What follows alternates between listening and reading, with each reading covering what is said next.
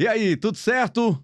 Bem-vinda, bem-vindo mais uma vez ao nosso Rembrandtcast, é o podcast das melhores histórias.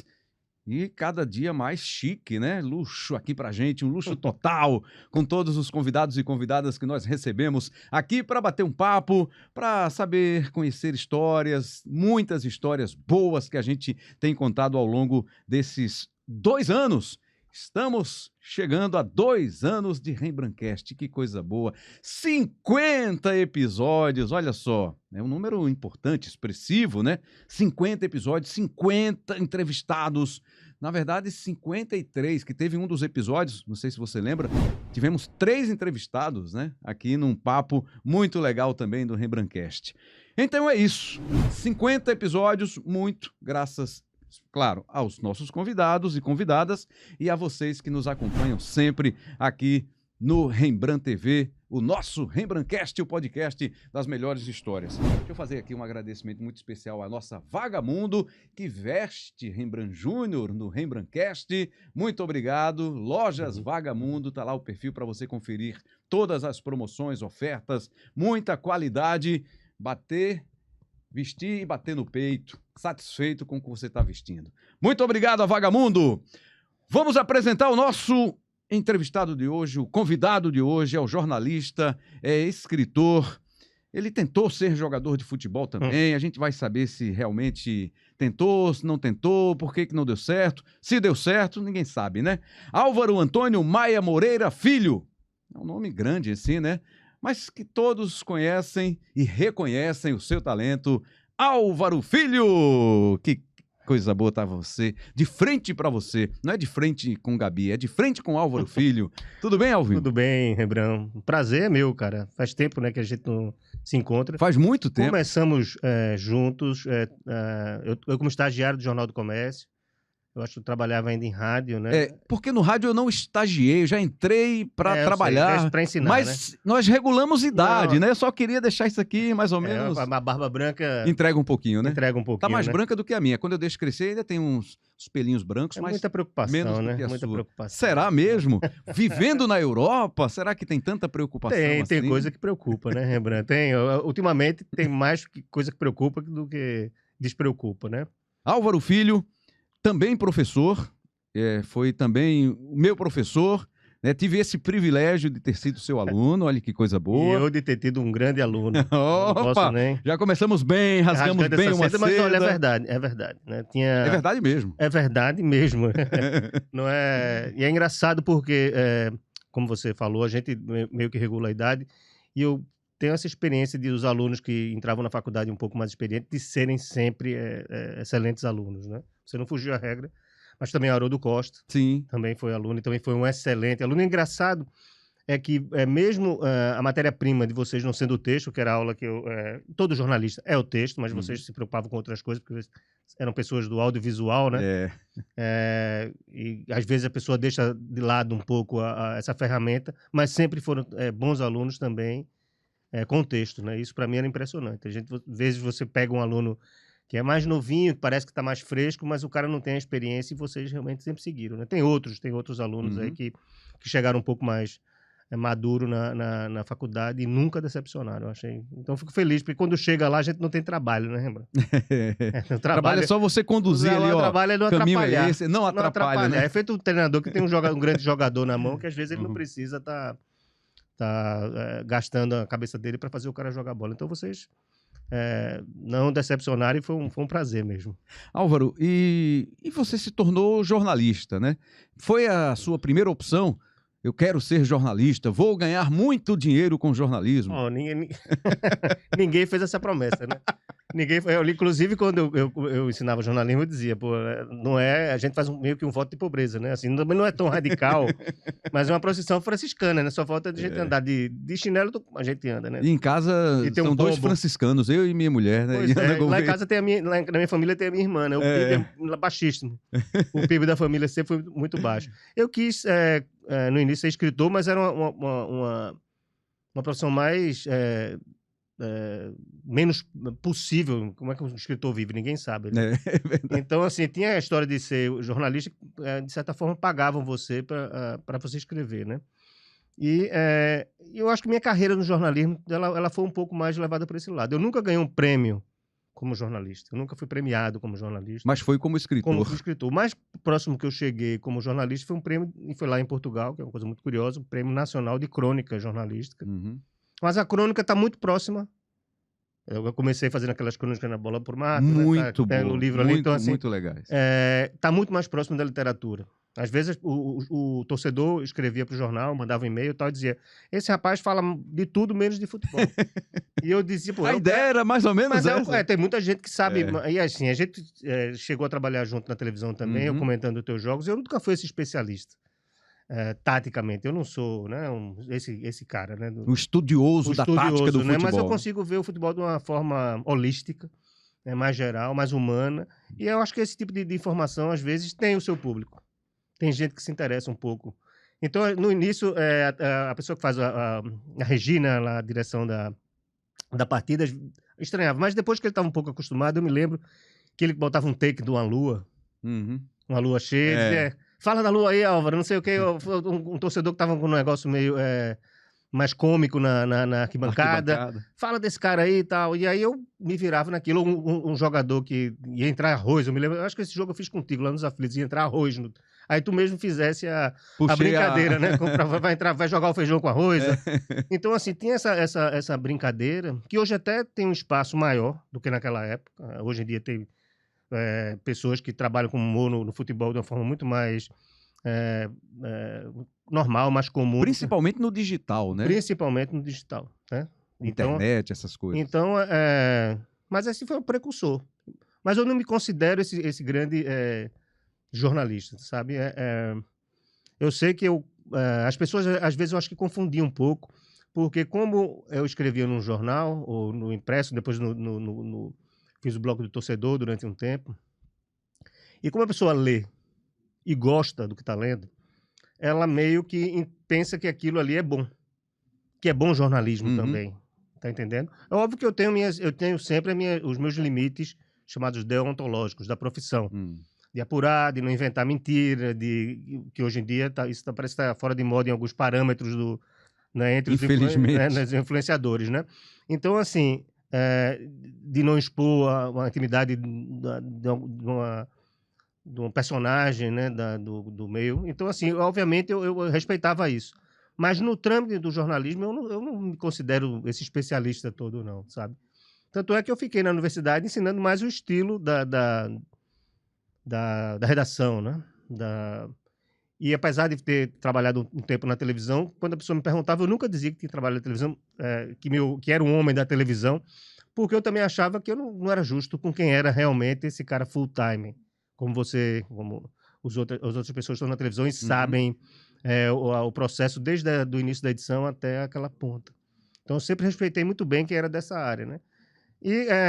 Mas continuo sendo, eu acho, um jornalista. Quando eu escrevo algo no meu Instagram lá, hoje eu estava escrevendo sobre que é uma coisa que me impressiona sempre, né, que eu venho regularmente ao Brasil. As ruínas, não? Foi o texto das ruínas que você viu na praia, assim? Não acaba essa obra da praia de Olinda, porque eu corro na praia, né, de Olinda, então o cara tem que fazer o slalom ali, né? Vai... Muitos obstáculos, uma prova de obstáculos. Tem um cara com a pá, você tem que passar por baixo do cara com a pá, então, né, areia, tijolos, o tijolo que cai. Então, assim, tem ali e aquilo não acaba nunca. Eu me lembro pequenininho, 50 anos atrás, já fazia uma obra na Praia de Olinda que não acaba, é interminável, né? Então, era uma forma de fazer um certo jornalismo ali, lembrando obras que levaram séculos para serem construídas e a orla da praia também parece que vai chegar até lá. Mas que coisa boa consumir os seus textos, né? Quem não segue ainda, Seu Álvaro, é assim, o perfil dele, né? Pois, né? Quando eu tive esse perfil, é o e-mail também. Eu não imaginava que eu ia me transformar em Seu Álvaro. Eu estava longe de ser o Seu Álvaro. Quando eu dizia, tinha piada, né? Falei assim, é tão novinho e é Seu Álvaro. E agora o pessoal já quer ser chamado de Seu Álvaro? Agora o pessoal já... Seu Álvaro é o natural agora, né? Em Portugal tem um problema, porque quando a pessoa perguntava o meu e-mail e eu dizia Seu Álvaro, aí o e-mail de vez em quando não chegava, né? Aí eu ligava para a pessoa e dizia, foi que houve? O meu e-mail não está chegando. É porque eles ouviam Seu Álvaro. E não seu Álvaro. A mulher soletrava pra mim aqui, C.U. Álvaro. Eu digo, minha senhora, alguém tem um e-mail desse? C.U. Álvaro? Seu Álvaro. Aí eu tenho que dizer sempre, é seu Álvaro, como seu Jorge. Eu tenho que reforçar essa... para o e-mail não ficar perdido. Porque eles são muito óbvios, né? O português, de certa forma, ele tem uma... E eles não usam o seu e o seu. Até o dono eles usam, mas o seu eles não usam. O que é que eles usam lá? O senhor mesmo. Senhor, né? Tanto é que isso é uma das coisas que quando eu escrevo os textos lá, para o jornal de lá, o jornal deixa passar. O jornal não tem nenhum problema com a... Eles acham, inclusive, que eu devia escrever um pouco mais perto do brasileiro do que do português de Portugal. Eles deixam passar. Mas o leitor não perdoa. O cara diz, não existe aqui em Portugal o seu, não existe... Opa! Lá vem esse Tuga aí escrever essa barbaridade. Mas o jornal deixa. Porque eu encontro uma pessoa... Eu fiz um sobre o engraxate uma vez, que é seu Joaquim.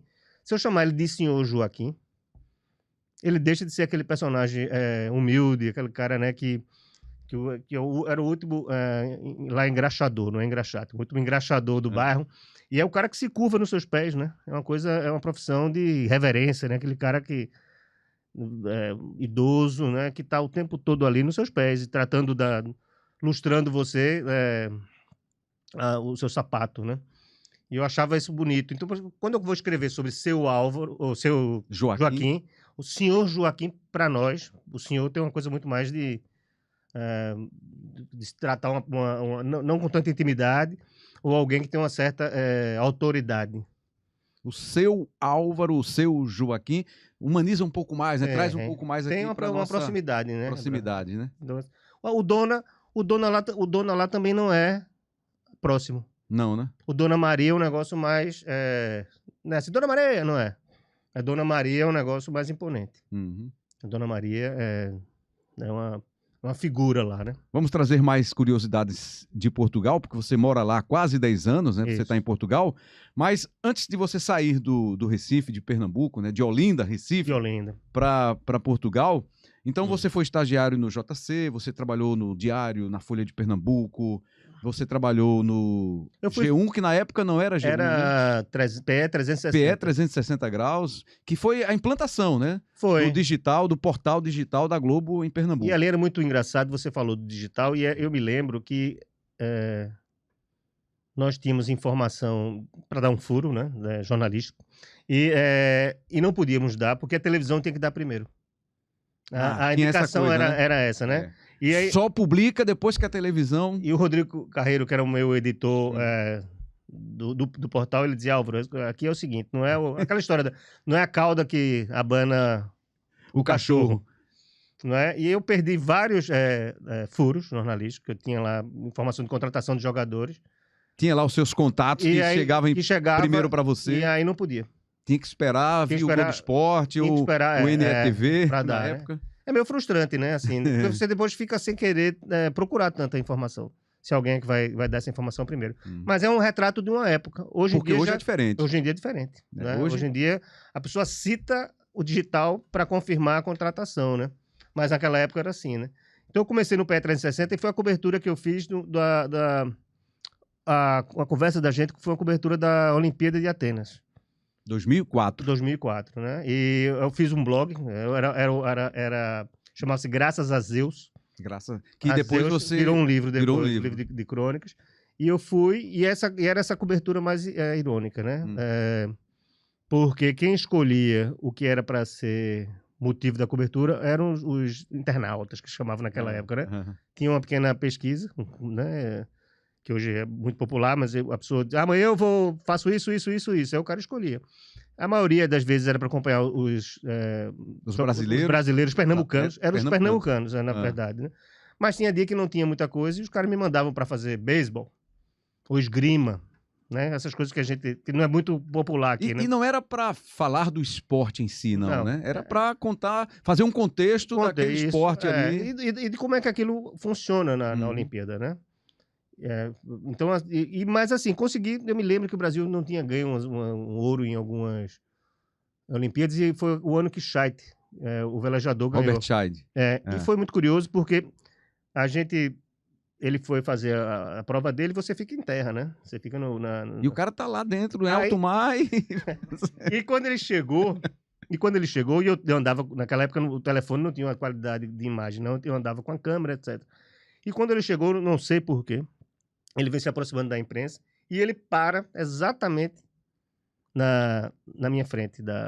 Tinha uma cerca, né? Uhum. Depois ele foi dar a coletiva, mas ele parou, tinha acabado de sair no mar, e ele parou na minha frente e olhou para mim e eu tinha que fazer a primeira pergunta, né?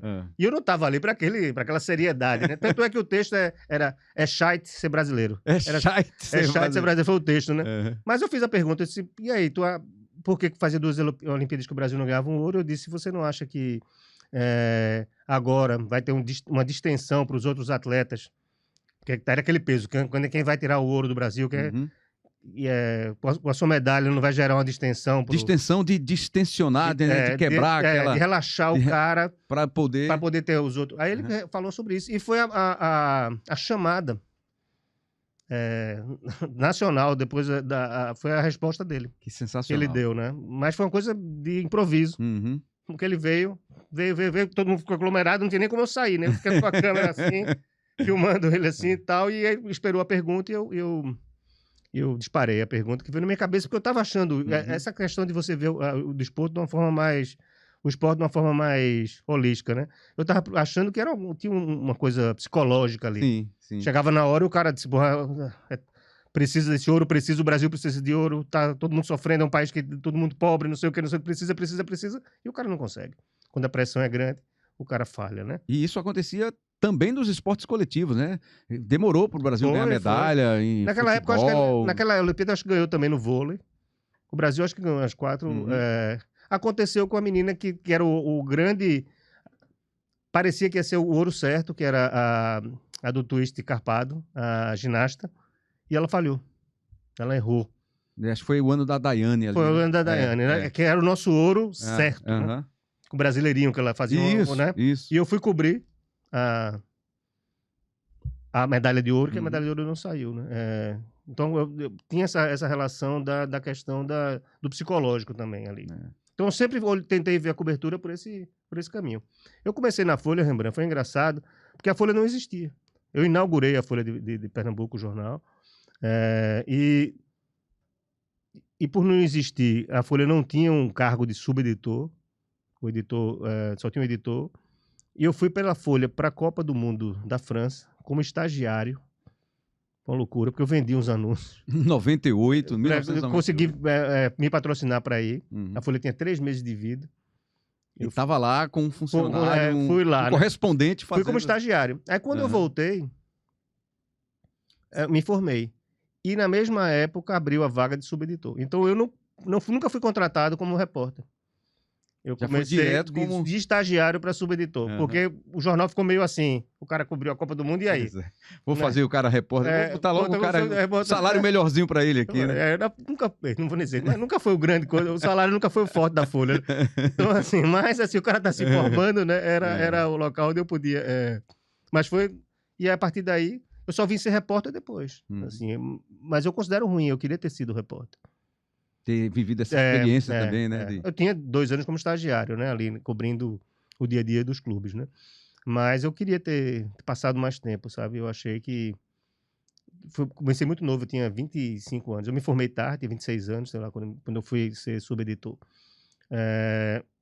Mas eu acho que faltou experiência ali e também faltou viver algumas coisas como repórter. Ter viajado mais para fazer cobertura, que naquela época se viajava com certa frequência. Eu acho que eu senti falta disso, senti falta disso. Como também eu comecei a ensinar muito cedo. Eu também acho que eu devia ter começado a ensinar mais tarde, porque fiquei meio acomodado. Eu tinha coisas no jornalismo que eu queria ter vivido, que eu vi alunos viverem, que eu fiquei meio invejoso, assim, sabe? Uma inveja. Obviamente eu torço sempre para meus alunos, mas, pô, podia ser eu, né? Que estivesse ali, tá fazendo aquela grande cobertura, coisa parecida. Mas são escolhas que a pessoa faz, né? Todo mundo é sujeito em algum momento a fazer algum tipo de escolha, né? Então eu não posso reclamar também da minha carreira aqui, não, né? Fiz rádio, apesar dessa voz... Potente. Dessa voz, assim, meio fanhosa, né? Mas fiz rádio, que eu acho Experiência... Aí sim, eu acho uma experiência fantástica no rádio. Porque o cara não tá vendo, né? Não tá vendo você. E foi por onde eu comecei, o rádio, né? O rádio me trouxe... Pois é, mas aí eu me lembro, Rembrandt, quando tu passasse do rádio para a televisão, eu me lembro, eu não sei se eu posso dizer assim, mas eu me lembro, eu te encontrava no estádio, eu tava fazendo essa transição. Uhum. 1999. Acompanhando os jogos, É. sem trabalhar ainda, acompanhando os jogos para entender, porque o diálogo é outro. E é por isso que eu tenho uma teoria, que se fala muito em futebol arte no Brasil, numa época, e o futebol arte, ele encaixa num período que o futebol era transmitido pelo rádio. E o rádio, ele vai na metáfora, né? O cara assim, subiu até o terceiro andar, né? Uhum. E o cara que tá em casa vê um cara subindo até o terceiro andar, né? O cara imagina aquilo ali. Correu como um trem, driblou até o presidente do clube, chutou e tirou tinta, a coruja não sei aonde, né? E quando você está na televisão, quando você está no estádio, você já perde isso. E quando você pela televisão, você não vai dizer que o cara subiu no terceiro andar. Verdade. Tá entendendo? E aí o futebol perde um pouco dessa poesia, né? Da rádio, que é como se alguém estivesse contando uma história para você dormir ali, né? Você tá de olho fechado, você não tá vendo. E alguém tem que traduzir um drible ali com uma coisa, né? Então eu acho que o futebol arte... E quando você vai ver um jogo antigo, você se decepciona. Às vezes você vai ver um jogo da Copa de 70 com o Pelé jogando e diz, pô... Qual é a arte? Cadê né? É. Porque tinha ali a magia do rádio que... Era impulsionado por isso, né? Então, hoje em dia, o futebol ficou mais parecido com um game. Estatísticas, né? Desempenho... Mapa de calor, o time pois é. Passou muito aqui nessa parte do campo. Eu me lembro que tinha umas transmissões que eu via lá em Portugal, que vinha direto da Sky inglesa. Tinha um jogo normal e tinha um jogo para quem estava apostando, né? E eles tinham... O jogo era desse tamanho. Diminuía a transmissão e tinha outros outros dados, né? E era uma coisa estranhíssima. O jogo ficava pequenininho, né? Mas a leitura, gráfico lá tava... A leitura, né? Então o futebol ficou um pouco mais disso. E a gente às vezes reclama, né? Mas é a saída, talvez, para segurar essa pessoa que está assistindo ali. Porque ninguém tem mais paciência para ver 90 minutos de nada, né? Então o cara tem que ficar ali preso por isso, né? Eu apostei aqui... Até o VAR, que é esse anticlímax, hoje em dia tem gente que tem aquele prazer ali de acompanhar Aconteceu alguma coisa no jogo, o VAR chamou, parou, então... Né? Fica aquela expectativa, você vai marcar, não vai marcar, vai anular, não vai anular e tal. Então isso traz um pouco dessa... O árbitro hoje tem voz. O futebol era mudo, né? Ninguém falava, né? Era feito cinema mudo, né? Hoje em dia até o árbitro fala, né? Até o árbitro fala, né? Liga lá e dá o veredito dele. Ele é juiz mesmo, né? Porque ele dá um veredito, né? Não foi, empurrou, fez alguma coisa, e cancela o processo, né? Cancela o gol, né? Então, mudou um pouco, mas eu não sou desses saudosistas, não. Eu sou apenas um registro filosófico. Eu acho que o futebol arte era muito mais a forma como ele era irradiado do que a forma como ele era praticado. Entendeu? Quando a gente começou a ver tudo... Hoje em dia, você tem dificuldade até para narrar na televisão, porque você não pode abusar do narrar o óbvio. Esse que é o desafio. Esse é um grande desafio para você poder... prender a atenção ali, que já é difícil você prender a atenção de alguém durante 90 minutos ali diante da televisão num jogo que às vezes, a maioria dos jogos, né, aquele jogo modorrento, aquele jogo... Muita falta, muita marcação, muito atlético, né, muito disputado ali na força. Então é realmente um desafio. Tem um tempinho que eu não narro, né, mas... Esse ano eu narrei 3 jogos do Náutico pela TV Tribuna, a gente conseguiu fazer 3 transmissões. O Náutico conseguiu o acesso. Mas vamos lá. Então, você fez essa passagem aqui de trabalho nos veículos e ensinando também, né? Professor de universidade, na Universidade Católica de Pernambuco. E essa coisa de Portugal, como é que pintou? Foi a questão acadêmica. Teve uma possibilidade de uma bolsa dos países... de língua oficial portuguesa, que chama-se PALOP, é o nome do órgão oficial, para estudar 4 anos. E eu fui. Eu tinha o mais velho, era adolescente, eu estava começando a ficar com aquela preocupação dele sair na rua, né? dessas coisas, né? Lá você não teria, e, não assim, tem muito essa preocupação. O mais novinho tinha 1 ano de idade e eu fui. Só que pegou a pandemia na hora da volta, né? E aí atrasou um pouco a conclusão do curso, do meu curso. Uhum. E aí o mais velho, de repente, começou a vida acadêmica dele, né? Entrou na faculdade e aí tem essa questão o processo para entrar na faculdade lá é diferente do daqui, não se faz um Enem. Aliás, o que se chama segundo grau ainda hoje aqui, né? Ensino médio. O ensino médio aqui, vê como eu sou antigo, né? O ginásio, o segundo grau, o científico. O ensino médio lá, você, quando passa para o ensino médio, você só faz as disciplinas que tem a ver com o que você quer cursar na universidade. Então, por exemplo, no nosso caso, que era de humanas, quando a gente fosse ao segundo grau, a gente ia fazer história, português, sei lá. Não ia se preocupar com física, matemática, química. não. Mas eles comprimem todo aquela carga nos 9 anos. Então, até o 9º ano, eles estudam muito mais do que os meninos daqui, porque a partir do 10º eles dividem. Uhum. Então, como o meu mais velho já queria fazer outra área de humanas, ele não teria as notas para fazer o Enem aqui. Porque a seleção lá é feita só em cima... Quando você vai fazer direito, por exemplo, você tem que mostrar suas notas. História, não sei o quê. Português, filosofia, 3 notas. Aí você entra num sistema, bota suas notas, ele faz uma média, gera uma média, vê se você entra nas médias e se entrou ou não entrou. Uhum. Ou pode entrar nessa universidade ou naquela universidade. Você escolhe... O sistema funciona assim. E aí, como é que ele ia fazer o Enem? Não ia ter nota para o Enem aqui. Ele não ia ter. No Brasil. Não ia ter. Aí eu disse, pô, eu trouxe o menino pra cá, fiz um compromisso. Depois o cara volta. E aí? Né? Vai ter que fazer Tem que remar tudo de novo. Vai ter que fazer os 3 anos de novo. Aí, e agora ele tá terminando o curso. E aí vamos ver o que acontece, né? Mas foi um compromisso um pouco... até porque a mãe dele, a minha primeira... mulher, podia me matar, né? Acho que se eu trouxesse ele pra cá, depois ele tivesse que começar tudo de novo. O que você fez com o menino? Com insistência danada pra levar o cara pra lá. Mas a programação ele voltar pra fazer esse chamado... segundo grau aqui, o ensino médio. O ensino médio aqui, mas com a pandemia não rodou. A gente não podia voltar, não podia fazer nada. Ele começou no outro sistema e agora foi até o fim. E qual curso que ele tá fazendo? Ele faz design. Certo. Design. E tá terminando? Já tá perto de terminar? Tá. Que é Arthur, né? É Arthur. Que é o seu mais velho. O Matias é o mais novo. Tem outro nome. Então, assim, tem um design, não sei o quê. Mas, mas basicamente é design. E aí você foi lá, terminou o seu curso. Terminei o curso, aí eu tô... E para trabalhar? Bom, eu tive uma certa sorte. Eu, durante muito tempo, eu comecei eu fazia aqui no Brasil isso de transmissão por streaming. Ninguém fazia isso, nem aqui direito. E tinha uma coisa que eu fazia com o telefone. Eu filmava, editava, tinha um que eu chamava de reportátil, que era como se fosse um estúdio de televisão portátil. A Copa de 2014 eu fiz para a TV Brasil com telefone. Eu espero chamar telemóvel, com o celular. Fiz para a TV Brasil, para a Rede Nacional, através da TV Pernambuco, para eles, com o telefone.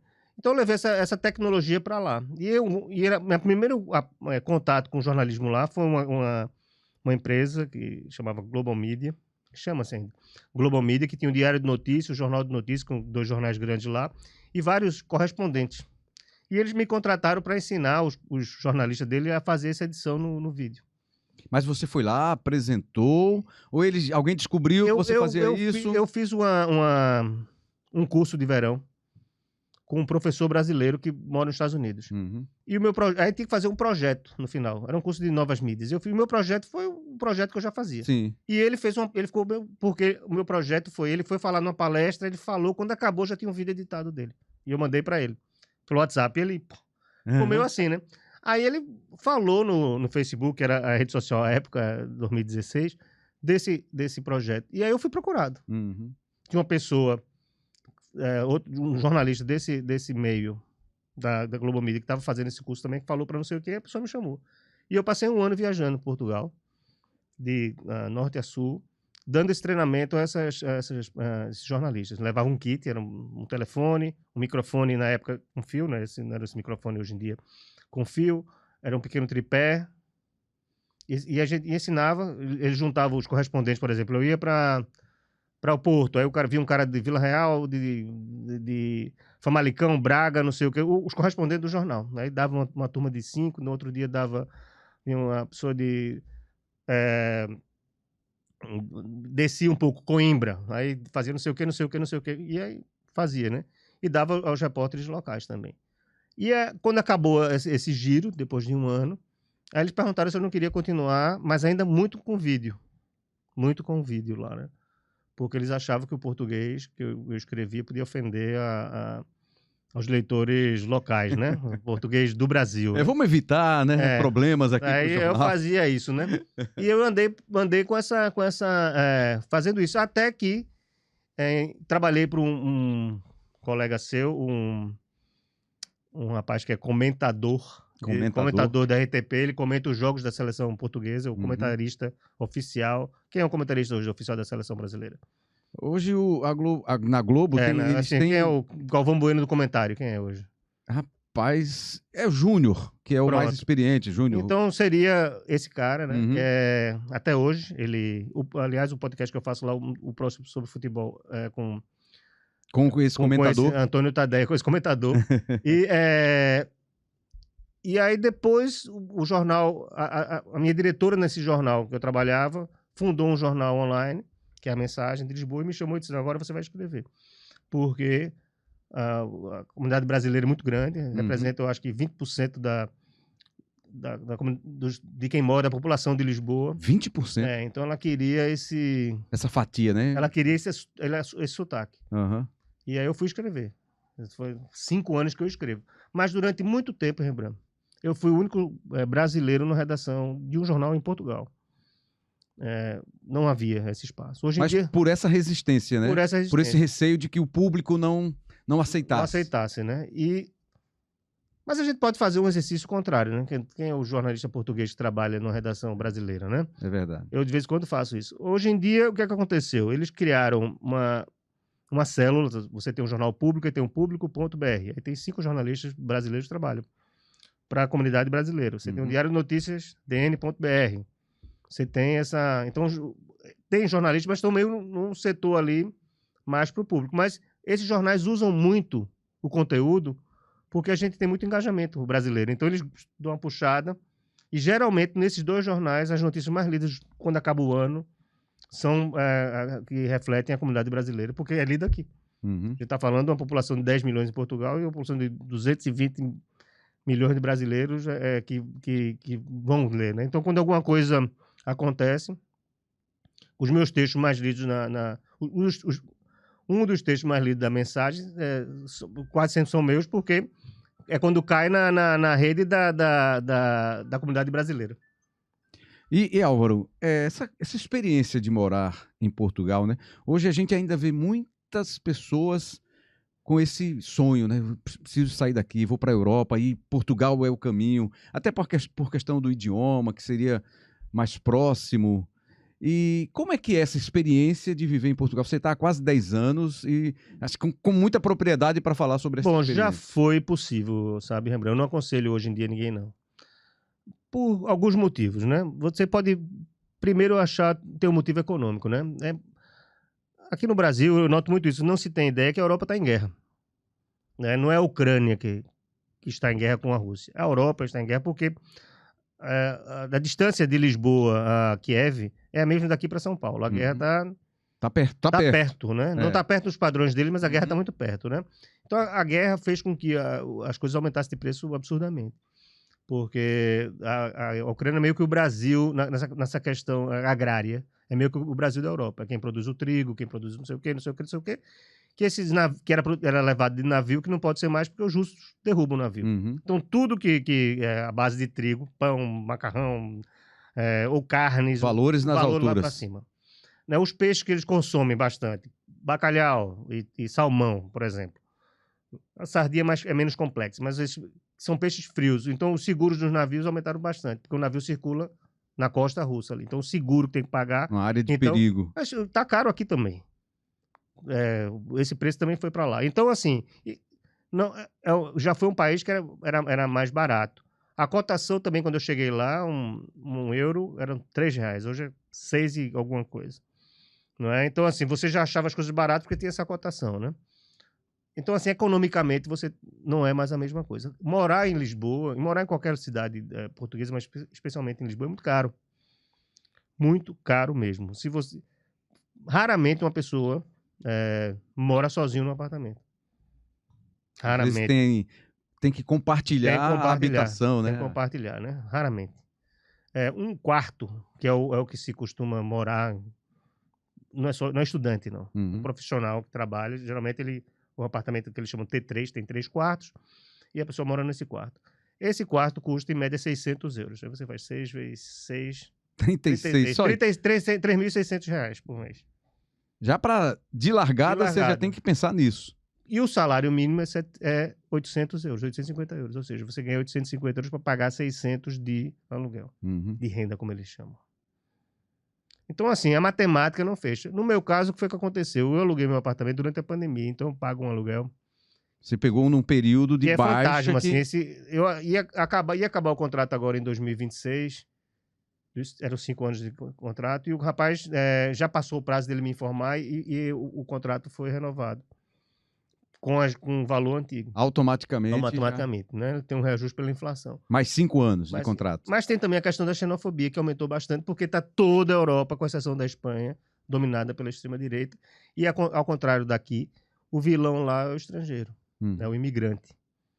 E eles consideram, né? Que eles consideram. Os vilões. Então, assim, eles começaram, em Portugal, a perseguir os que eles chamam indianos, mas é o pessoal de Bangladesh, Paquistão, né, do sul da Ásia ali. Inclusive os indianos. Eles começaram a perseguir porque eles têm outra religião.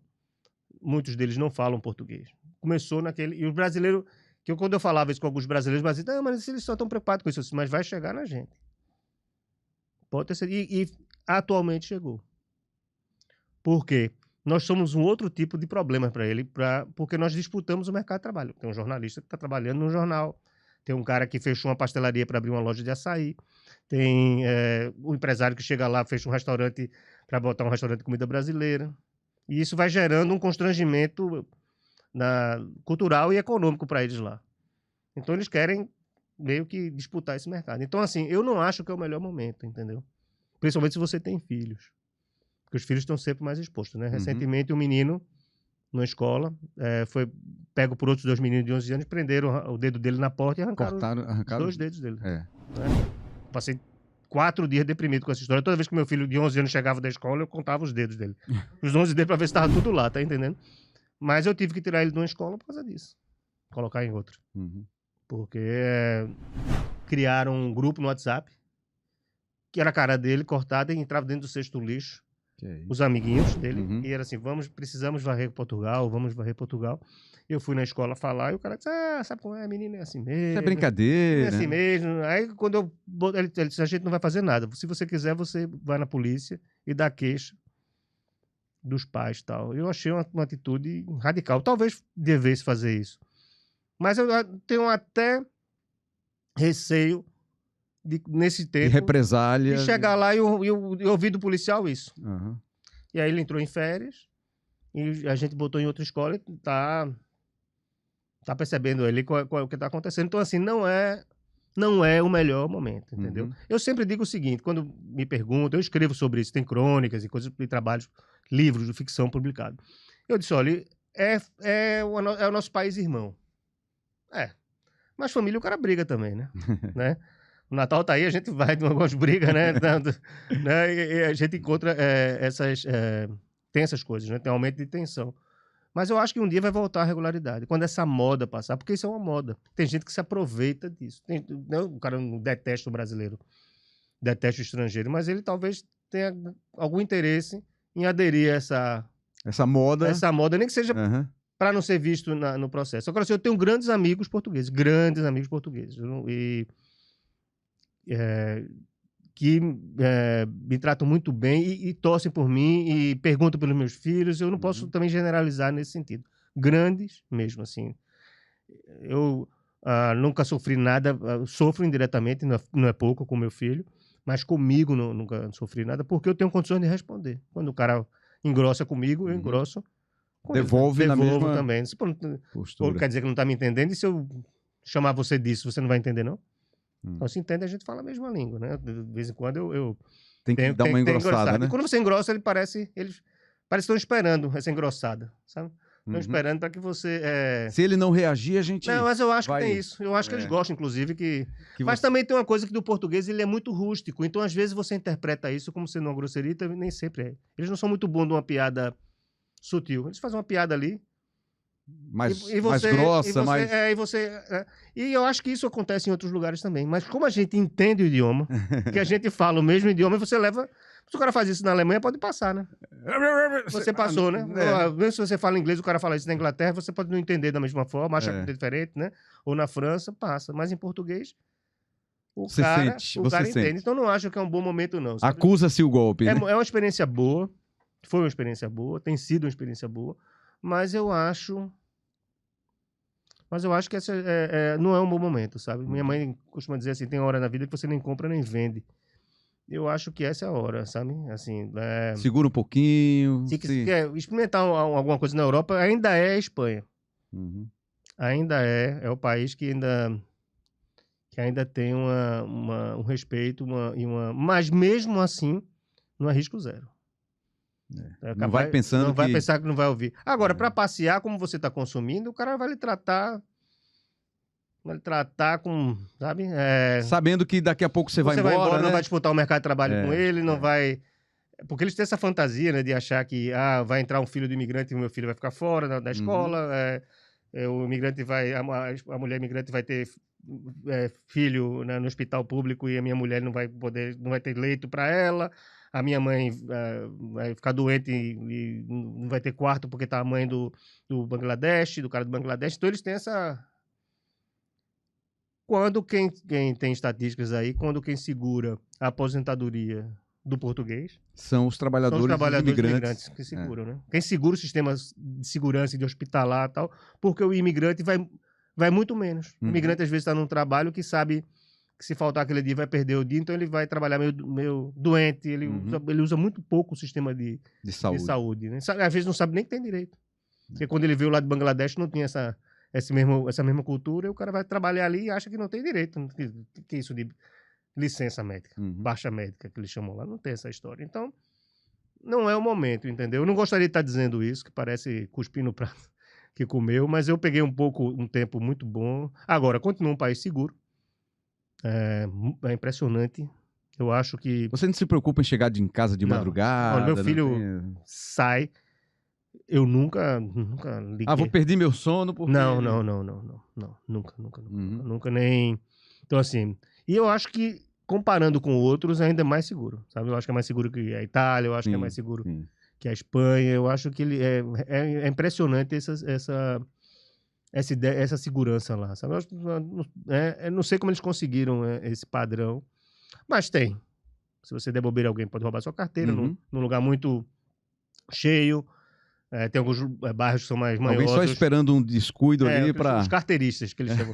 Os carteiristas. Então, assim, Agora, tem um bom futebol, você consegue ver a Champions League, para quem gosta. Eu fiz muitos jogos, fiz para cá alguns jogos, pro Jornal do Comércio, quando eu cheguei lá, e é uma experiência interessante para você fazer esses jogos. Porque eles recebem os clubes agora com esse novo modelo, né? Você tem muitos clubes que visitam Portugal, e até a própria Liga é interessante porque tem muitos clubes de Lisboa, porque a gente pensa só no Sporting, no Benfica, mas eles têm o Alverca na Grande Lisboa, a Casa Pia na Grande Lisboa, o Estrela Amadora na Grande Lisboa. Então eles têm assim clubes que estão na primeira divisão, que não tem, que o estádio não enche, mas recebem os jogos do Porto, recebem os jogos do Benfica, recebem os jogos... Então você pode assistir um jogo. Isso é legal, né? É legal, e não é caro. Você falou e não é caro para ver o futebol, né, lá, né? Você falou aí que, lembrei agora, lamentou que podia ter vivido algumas experiências, né, como repórter e tal, como profissional, mas você tem experiências também que muita gente fica assim, cara, que experiência que ele viveu, né? Essa coisa de acompanhar a Champions League, Pois é. de fazer Olimpíada, né? De entrevistar um medalhista saindo da água. Então, assim, é a balança, né? O equilíbrio. Tem gente que consegue umas coisas, tem gente Pois que é, consegue outras. mas eu ainda continuo. Essa história da Champions foi engraçado, porque fui casado com uma fotógrafa brasileira, a mãe do menor, e a gente fez um jogo do Barcelona e Sport. E a gente sentou numa mesa, estava falando em português, eu e ela, e aí sentou um cara. E esse cara começou a falar com a gente em castelhano, né? Mas ele não sentou em outra mesa. Aí esse cara era fotógrafo de Messi. Era o fotógrafo que o Messi levava para todos os jogos. E aí a gente conversou e tal, e eu disse, eu vou fazer a matéria com esse cara depois, né? Mas enfim, a minha esposa na época ficou ao lado dele no estádio. Ela entrou e fez o jogo no estádio. E Messi, quando fez um gol, foi que ele procura o repórter, o fotógrafo. Ele procura o fotógrafo. E ela tem uma foto quase assim, caindo no colo dela, tá entendendo? Ele foi... Ele faz o gol, ele faz a comemoração, daqui a pouco ele vai faz alguma coisa, ele faz uma direcionado pro cara, tá entendendo?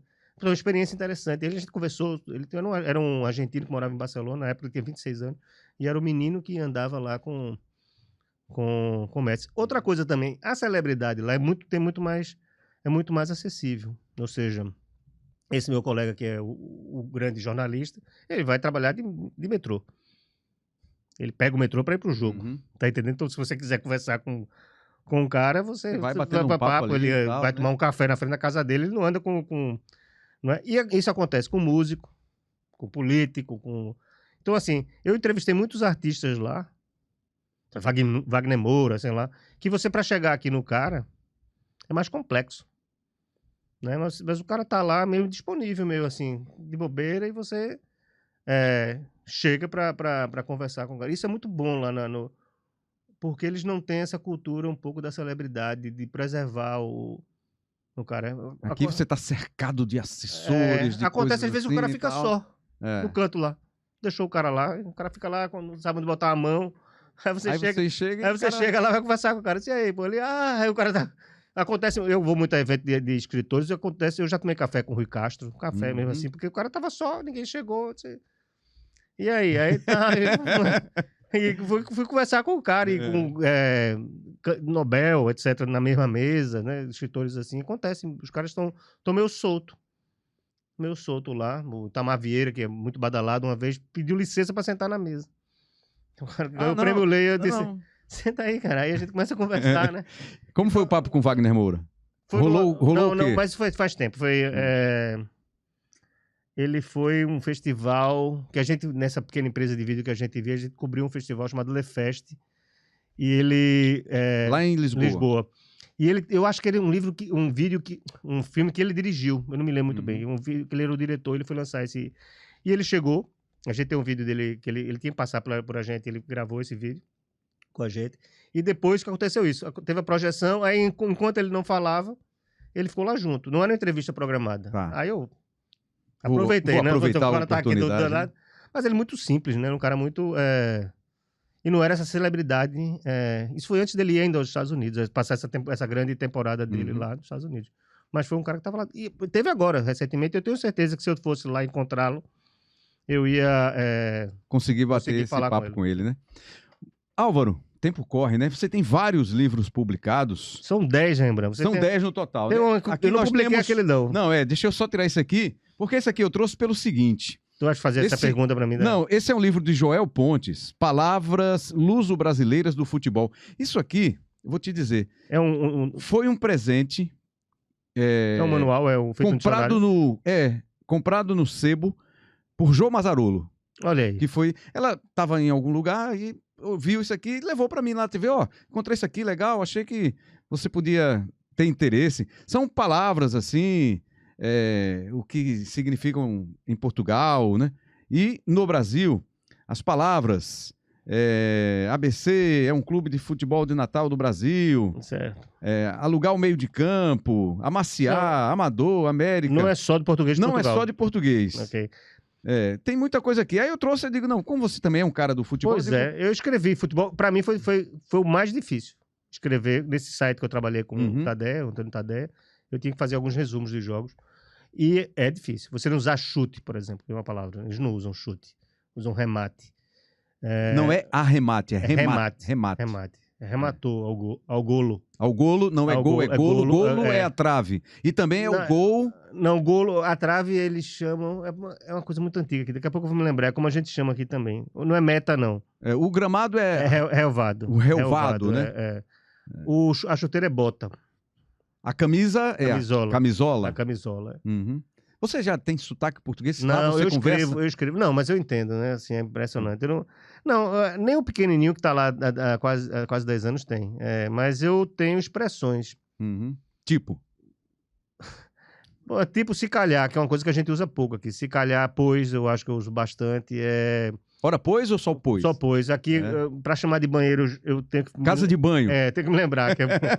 Porque banheiro era o cara que tomava... Manhã, eu posso ir na casa de banho? Meu filho, Não, tá na eu hora. entro no restaurante e pergunto, a casa de banho, cara? Agora na minha cara. O seu calor tá grande, né? Porque banheiro é o cara que tomava conta do banho da pessoa, era o salva-vida. Porque o eiro é a profissão, era o banheiro, era o cara que tomava toma conta da pessoa na praia, era o banheiro, né? Eles não chamam arremesso lateral, eles têm outros nomes. Escanteio é canto, pontapé de baliza, baliza. Pontapé de baliza é o tiro de meta. E aqui são expressões que a gente às vezes usa, né?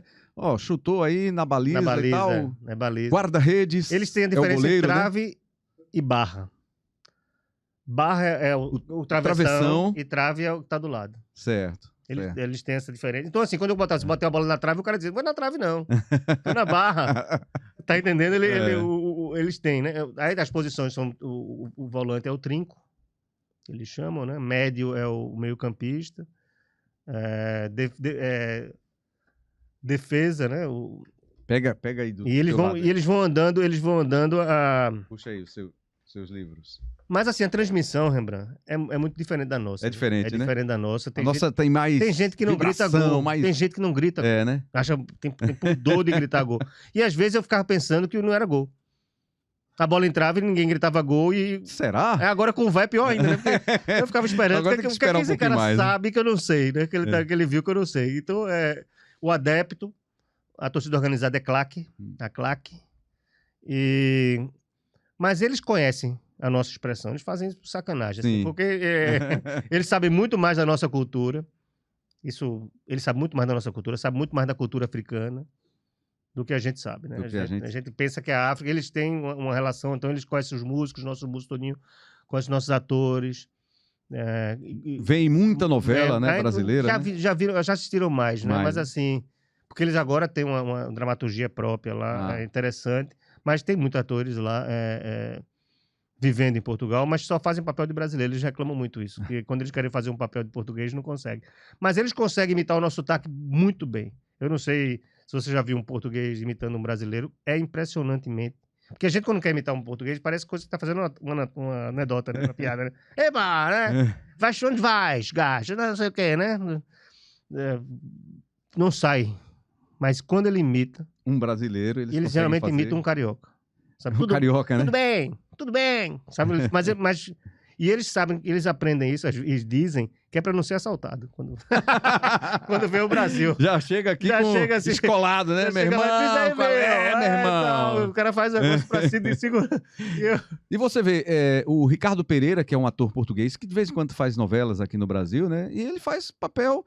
Não, já fez de português, mas fez como se fosse um brasileiro. Alguma coisa também já fez, você não percebe. Porque eles conseguem fazer essa troca. Porque eles não falam as vogais, pô. Esse é um grande problema pra gente. Então eles não falam colesterol, eles falam costol. Sabe? Um médico, uma vez, você sou costol, diga aí. E agora? Já tem um problema, tanto problema, agora apareceu esse problema do costol. Assim, então eles comem as vogais. Mas nós pronunciamos todas. Então, quando eles querem pronunciar, eles pronunciam saem igual a nós. Passa rápido demais o papo. Desculpe. Não, absolutamente. Eu falo muito. Absolutamente. Eu queria que você pensasse numa situação curiosa que você viveu lá em Portugal, que tenha te surpreendido e cara, isso aí eu não sabia e tal. Pensa numa situação curiosa que você viveu lá como imigrante, e pode ser engraçada e tal. Teve, que não foi engraçada, né? Que foi a explosão lá. Foi, eu passei por tudo, né? Se eu quiser dar um curso de como é imigrante, eu morei num apartamento num prédio que explodiu. O prédio? O prédio explodiu, cara. Caramba. E assim, foi muito curioso. O pequenininho saiu com a mãe 15 minutos antes. Foi curioso porque a gente não tem essa cultura do gás, assim. Lá tudo é a gás. O aquecimento é a gás. Então, assim, a gente começou a sentir um cheiro de gás. Era um domingo, 13 de agosto. Começou a sentir o cheiro a gás, né? E aí, né? E a gente chamou o corpo de bombeiros, o cara entrou lá. Tá tudo tranquilo. Disse assim, assim, é meio assim mesmo, uma coisa parecida, né? Mas tinha tido um curto-circuito que queimou um duto de gás, né? E os caras consertaram só o curto-circuito, a parte elétrica, e não consertaram a parte do gás, né? E disseram ao bombeiro, não, isso é assim mesmo, né? Quando queima, solta um cheiro que parece gás. E a gente teve que acreditar, né? Uhum. O cara tá dizendo isso, né? O bombeiro disse, fique em casa. E ficamos lá. E eu saí para fazer uma matéria, Arthur tinha uma amiga dele que tinha estudado com ele aqui, e o pai ia fazer aniversário, e foi quem nos salvou, porque a gente depois todos nós fomos ao aniversário do pai, que é músico, Walter Areia. Nós fomos à casa dele, ele faz música no dia 13 de agosto, e quando a gente viu pela rede social, o prédio tinha explodido, né? Perdemos tudo, né? Um ano que não era muita coisa, porque a gente não levou muita coisa. Mas questão de equipamento. E eu me lembro que eu tinha ganho um prêmio literário aqui em Pernambuco, com um livro, e eu tinha um prêmio em dinheiro. Um prêmio bom em dinheiro. E a grana tava lá? Não, eu vivi como escritor durante um mês, que foi com essa grana que eu consegui comprar os equipamentos para fazer. Mas assim, eu acho que tem muita coisa engraçada com a comida, que às vezes eu ainda sou pego de surpresa, né? Principalmente, assim, tem os dialetos. Uma cerveja em Portugal chama-se Imperial. Você não pede cerveja. Você pede um Imperial. No Porto é fino. Eles mudam de nome. E se você está num lugar e pede o outro, o cara nunca não lhe atende. O empregado de mesa não lhe atende. Não é garçom, é empregado de mesa. Né? E você não pode chamar o cara de moço também, que ele se ofende. Moço, não pode, porque ele não... Então Como é que você chama pelo nome? Não, você tem que fazer um sinal. Tem que esperar ele vir. Se você esperar, às vezes ele fica chateado. Então, assim, mas o empregado de mesa ele não atende. Mas teve um dia que o cara me ofereceu, eu não sei se eu posso dizer, que é um prato típico, que eu nunca tinha ouvido falar. Pode dizer. O cara me ofereceu na hora do almoço uma punheta de bacalhau. Mas ele desejou, você quer uma punheta? Eu parei um pouco assim. Não vai dar uma digestão aqui nessa hora aqui, na hora do almoço. Aí depois é que eu fui fazer uma pesquisa do que era o prato, que é feito com o punho. E ele como que a gente faz com os ovos? Um omelete, faz um omelete. Piorou. A comparação... com o bacalhau desfiado e tal, eles fazem uma coisa lá com o punho, aí gera esse nome. Aí eu perguntei como é que era lá, né? Outra coisa. Só uma entradinha, a outra coisa, rapaz. O cara disse, é a mesma coisa se vocês têm esse mesmo nome, manter o nome, que tá no cardápio. Tá no cardápio lá. Então quando lhe oferecerem, se for no restaurante... Aceite. Se for no restaurante, não tem problema, até um prato gostoso. Assim, não vai fazer mal, não. Aí, nós fomos lá poucas vezes, e aí, não, tem que comer o pastel de Belém, original, lá em Belém, ali pertinho, tal. Os outros são pastéis de nata. Lá eles vivem mesmo essa diferença? Eles têm essa diferença, né? Se você chegar e pedir um pastel de Belém, ele vai mandar você ir a Belém. Vai lá. Vai lá em Belém. Ele é o pastel... É o pastel de nata. Né? E tem uma... Mas é a mesma coisa. Né? Tem um histórico só diferente, que é porque era de uma fábrica, de uma fábrica que servia ao Mosteiro de Jerônimos, que ali do lado, exatamente. E que tem uma receita que até hoje não está difundida. É um segredo. É um segredo, né? E dizem que é melhor, mas eu acho sinceramente, que eu acho que é mais propaganda do que... E eu não levo ninguém que vai lá para comer... para ir a Belém, para comer um pastel de Belém. E às vezes tem fila, eu não acho que isso que justifica, tá entendendo? Tem outra... Eu acho que eles... Se você tá ali passando Eles têm uma por ali, tradição de pastel de nata muito boa. Aham. Em qualquer pastelaria você vai comer um pastel de nata bom. Não é qualquer uma, sabe? É como água de coco. Vai mudar um pouquinho, vai ficar menos doce ou mais doce e tal, mas a água de coco tem o mesmo gosto aqui Boa, pra gente, tá entendendo? boa. Então, assim, não vale a pena ir lá, só se você quiser fazer uma selfie. Isso é bom. Agora você pode encontrar o presidente. O Olha aí, presidente que vai muito ao lá, vai lado, com frequência. o palácio do presidente Marcelo, é do lado chama-se o Palácio de Belém, com um muro cor-de-rosa assim grande, e é do lado, e ele anda pela rua. Esse presidente que vai acabar o mandato dele agora, ele é um cara... Eu encontrei ele na praia, Rembrandt, no inverno. Era no inverno, ele tava tomando banho na praia sozinho. Aí ele ouviu falar... No inverno, na praia, Dentro d'água, né? Ele achou assim, pô, não vai estar ninguém aqui, Não, mas ele né? anda. E ele ouviu falando português e disse, eu tenho parentes no Brasil. Ele gritou lá, eu disse, tá ótimo. Aí depois é que eu vi que era o presidente. O presidente tava saindo da água com a trouxinha assim numa escada. Parecia, eu me lembrei quando eu ia pra Olinda tomar banho. Deixava ali a sandália. Aí se enxugou. Eu ainda tentei ver se tinha algum segurança por perto, mas estava vazio, porque era inverno realmente. Ele disse, eu disse, tá frio? Ele, 14 graus, tá 14 graus. Tá bem, tá bom. Ótimo, eu disse, tá ótimo, tá certo, presidente. Coisa boa. 10 livros, né, Álvaro? Então, a gente anotou aqui nossa pesquisa, Vamos né, lá. da Com3, que é a nossa empresa de pesquisas. São vários aqui, ó. Eu Não Falo Brasileiro, Crônicas de um Imigrante em Lisboa. Esse aqui, o último. É esse aí, né? O Mal Selvagem, tá aí também, o penúltimo. Que é também sobre migração. Não, o penúltimo, quer dizer, antes do mais recente. Pode ser o último, né? Pra não ficar... Eu tô querendo uma coisa muito português. Não vai, não vai. Alojamento Letal. Isso, que é sobre... É sobre a crise da habitação, tá muito caro lá, né? Porque tudo tá virando Airbnb, né? As pessoas estão... E essa é a história de um serial killer que mata os velhinhos do bairro de Alfama para liberar o apartamento para o alojamento local, que eles chamam isso. O alojamento local é o que a gente chama Airbnb. Sim. É a denominação lá. Então fez a brincadeira com o alojamento letal. Estão todos disponíveis aí então, para comprar, né? Esses dois mais recentes, eles foram editados por uma editora luso-brasileira. Esse aí consegue também... foi o único foi o primeiro que eu editei lá. Tem também em formato digital. Tá, ótimo. Meu Velho Guerrilheiro. Esse ganhou um prêmio aqui da Academia Pernambucana de Letras. Esse é de 2018. E ganhei esse prêmio. Tem um curso de escrita de romance, nível 2. Que é um romance, que não é... Que eu, até hoje em dia eu colocaria outro título. Esse foi o tal do prêmio que eu ganhei. Que me segurou um mês. Me segurou um mês. Então não Esses são as ficções, né? Ah, tá. Não é um curso de escrita, não. Não, é por isso que eu acho... o título ficou... Eu falei isso com um cara, eu disse, rapaz, ele é poeta, ele disse o meu, que é A Mecânica dos Fluidos, o nome do livro dele. Ele nunca estava em lugar nenhum, estava no livro de engenharia. Mas era um livro de poesia. Coisa. Aí ele disse, eu tô muito... Esse faz 10 anos, ano que vem, e eu tô com vontade de fazer uma reedição, e eu acho que eu mudo o nome. Sabe? Eu faço assim, o maravilhoso... curso de literatura, sei lá, qualquer coisa vai aparecer curso técnico. E aqui meus amigos que procuraram sempre acham ele na área de crítica literária, nunca acham ele em romance.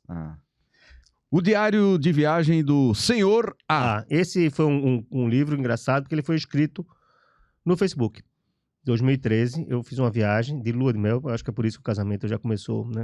Porque eu trabalhei durante o casamento na lua de mel, e ele é uma ficção que foi escrita primeiro no Facebook, ele foi postado, ou seja, cheguei em Lisboa, aí tinha uma história, e a história acontecia nos lugares onde eu estava fazendo turismo. Eu ia escrevendo. Esse aí a pessoa tá lá no perfil ainda no Facebook, a pessoa pode ver. E no outro dia eu ia para outro lugar, no Pastel de Belém, aí um assassino estava no Pastel de Belém, sei lá, né? E depois ele vai... Isso na lua de mel? Na lua de mel. Mas tinha tempo. Tá certo. Tá certo. Tinha tempo para não literatura. Esse também aqui, muito legal, que é tudo que as mulheres queriam saber sobre futebol, mas tinham medo de perguntar. Isso era um incentivo para as mulheres. Pois era um livro de bolsa. Livro de bolsa. Era um livro de bolsa. Eu lembro bem dessa divulgação. Esse foi engraçado, né? Hoje em dia eu não sei, né? Talvez eu seria cancelado se eu lançasse, mas era interessante porque ele tinha... Mas era um incentivo, né? Era para ler rapidamente, né? Era para ler em 90 minutos, né? Ele era para ler no tempo da partida de futebol, meio que era para você passar a jogar a entender por que, às vezes, você divide a sua atenção com um clube de futebol, né? Para você ver se você começa a virar esse jogo, né? Jornalismo para iniciantes. Que é tá outro aqui. que parece um livro de curso, mas não é. Que foi o primeiro. O primeiro romance. Bola pro Mato. Que eu gosto muito. Muito também, que foram suas crônicas, né? Do jornal, né? Da Folha, né? Esses dois livros e o Graças a Zeus, que Perfeito. essa editora, que é uma editora pernambucana, o cara um dia me ligou e disse: Álvaro, pô, a gente teve aqui uma praga de cupim comer teus livros todinho. Mas pelo menos eles estão bem informados. Os cupins estão bem informados. Os cupins são muito do seu gosto. Pode dar parabéns aos seus cupins, ele tem um alto nível mas aí esses estão mais difíceis de encontrar, Rembrandt. Esses aqui, os meus estão dedicados, viu? Sim, você teve o cuidado de ir lá no lançamento, a celebridade que apareceu lá no dia do lançamento. 20 anos atrás. O pessoal pensa que é contratado, né? Não, Bola pro Mato reuniu muita gente de futebol na época. Foi interessante, né? Foi lá no Badunê, não me lembro e tal. Mas... Eu lembro de uma crônica que você fez, que você citou alguns nomes curiosos no meio do futebol, que era Rembrandt, né? Futebol arte. Mastroianni. Hannover, Vitor Hannover, que era Mastroianni da Bahia. Não, e nesse jogo, foi um jogo que tu tava narrando, Mastroianni era repórter de campo na época. Isso. E Mastroianni disse: Rembrandt, vai sair Elvis pra entrar Alain Delon. Ou vice-versa. Eu disse, esse jogo tá demais, mano. Rembrandt, Alain Delon, Elvis. E tinha o outro, como era o nome? Era Hermann Hesse. Hermann Hesse, exatamente. Hermann Hesse, pô, esse negócio, Álvaro Filho não vai se criar nunca aí. Toma aqui. Foi o futebol arte. Cara, muito bom aqui. O papo foi muito bom. Acho que de outra vez a gente pode voltar aqui e conversar. Tem muita história pra gente ainda contar, porque o Rembrandtcast tá só chegando a 50 episódios agora. Que alegria recebê-lo aqui nessa edição. Que é a nossa idade, né? A nossa idade, 50. Que é a nossa idade. Olha só que coisa boa.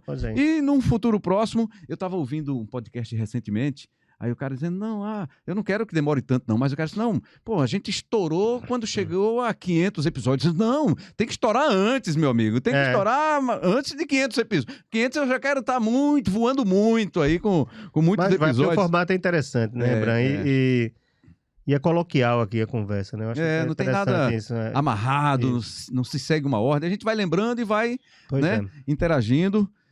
E é isso. E tô feliz em estar aqui. Eu que tô muito feliz. Revendo os amigos. Participação, esperando aí que você se recupere rapidamente dessa cirurgia, que foi um sucesso, com toda certeza. Daqui a pouco eu volto, vou largar aí.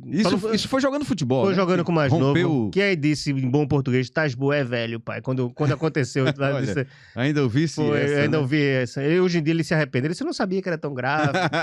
Mas assim, isso hoje em dia eu já tinha... acontecido mesmo com o joelho direito. Mas LCA, cruzado anterior, tudo? Cruzado, Não, é só o LCA mesmo.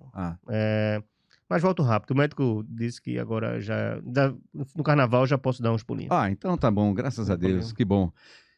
Pra gente fechar, você tem 2 filhos, a gente citou aqui, né? O Arthur e o Matias, 22 e 11. Planos ainda para mais? Não. Agora eu tô andando muito solteiro, né? Eu ia perguntar assim, quantos casamentos? Mas deixa pra lá, são né? 2. Eu sempre digo que são 2, cada um num tempo, né? Pra ninguém pensar que era ao mesmo tempo. Sim. Porque pode ser que alguém que na mesma época, né? E agora o cara tá solteirão, tá na pista, né? Mas tá na pista, mas tô mancando, né? tô na pista sem dançar, né? Tá na pista, mas tô sem dançar, viu? Tá foda. Sem problema. Fechou bem. Agora pra fechar mesmo. Quem é Álvaro Filho? Álvaro Filho é um recifense olindense, sabe? Eu acho que cada dia mais, Rembrandt, as pessoas perguntam, tu tem saudade do Brasil? Eu disse, não, eu tenho saudade do Recife, tenho saudade de Olinda. Eu não ia morar em São Paulo, no Rio de Janeiro, não. Eu acho que eu sou cada vez mais um olindense, um recifense. E quando eu vejo algumas coisas que eu tô lá distante, eu não sei explicar isso, mas quando eu vejo um carnaval chegando ou coisa parecida, eu choro, sabe? Como uma criança. Então eu acho que eu gosto de me definir como esse olindense, esse recifense.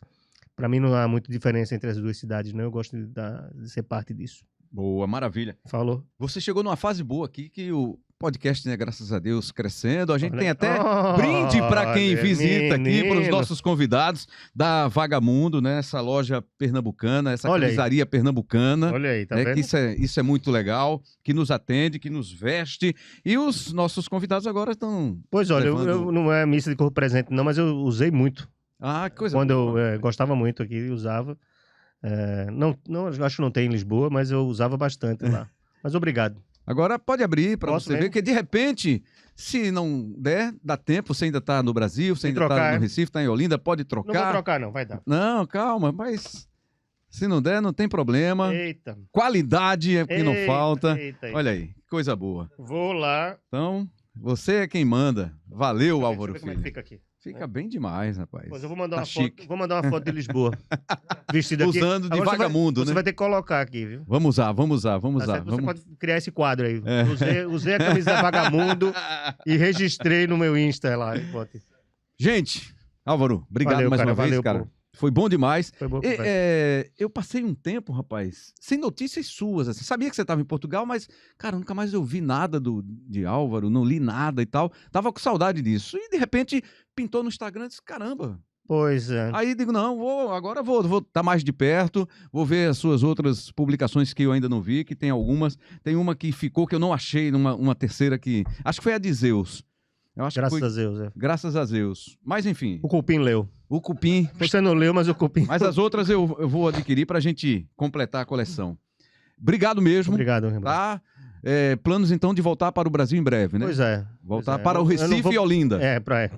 Eu não vou bater esse martelo porque tem essas Uhum. negociações com o filho Sim, pequeno, né? sim. Do segundo casamento, né? Tem que perceber o que é que o mais velho vai fazer da vida, se vai voltar ou se quer ficar por lá. Então, bater esse martelo eu não tenho não, mas o meu coração tá cada vez mais aqui. Maravilha. Então, quando você vier, a gente vai ter mais tempo de encontrar, de bater uma resenha, outras resenhas e seguir a vida Sim, e claro. trocando Claro, ideias claro. Muito e obrigado. experiência. Eu aprendi com você um pouquinho lá da minha formação, tá no seu trabalho também de professor. Tá certo. Isso é que é Eu bom. aceito a generosidade. Aceite. Eu sei que é Obrigado. exagero, mas aceito. Álvaro Filho! Bom, o papo esticou um pouquinho mais do nosso horário combinado, mas você sabe que foi um papo muito bom. Muito obrigado mais uma vez a todos vocês que acompanharam o Rembrandtcast, este episódio especial. Em breve, feliz ano novo, né? Natal aí passou, não passou, passou um pouquinho o Natal, mas feliz ano novo para você, 2026, de muito sucesso e vitórias para todos nós. O Rembrandt Júnior, nossa equipe, com o João Renato Joner, com a Iana Gouveia, com a Ana Menezes, toda a nossa equipe firme e forte. Obrigado a Léo aqui que está de volta também nas nossas edições, no trabalho técnico. Beijos, abraços e até breve, muito breve. Tchau, valeu.